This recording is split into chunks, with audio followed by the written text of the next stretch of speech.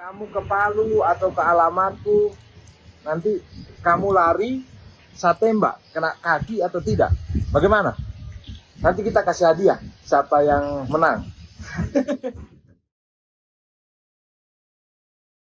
Seorang anggota kepolisian sekaligus konten kreator kembali menjadi perbincangan hangat setelah video sayembara yang ia buat menjadi viral. Dalam video tersebut, ia mengajak warga untuk datang kepadanya agar dapat ditembak pada bagian kaki sebagai bagian dari tantangan yang ia tawarkan. Video berdurasi 30 detik itu kemudian beredar di media sosial pada Selasa 7 Januari. Dalam video tersebut, Bribtu Yuli terlihat santai dan bercanda akan menawarkan hadiah kepada siapa saja yang berani mengikuti tantangannya. Dalam instruksi tantangannya, penerima tantangan harus lari, kemudian Bribtu Yuli akan menembakkan peluru ke arah kaki.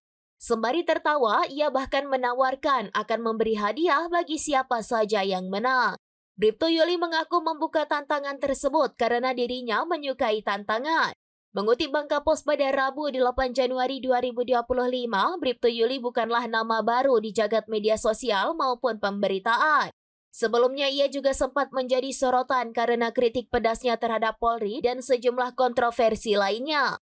Pada Mei 2024, Bribtu Yuli sempat viral setelah mengaku didemosi karena konten-konten yang ia buat.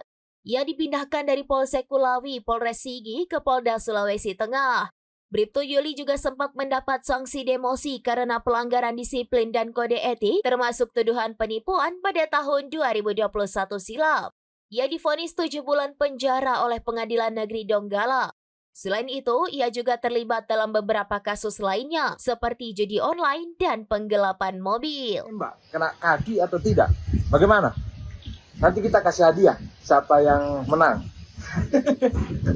Saya tuh kenapa suka challenge orang? Nah, jadi saya tuh orangnya itu guys, suka dengan tantang. Download Tribun X sekarang, menghadirkan lokal menjadi Indonesia.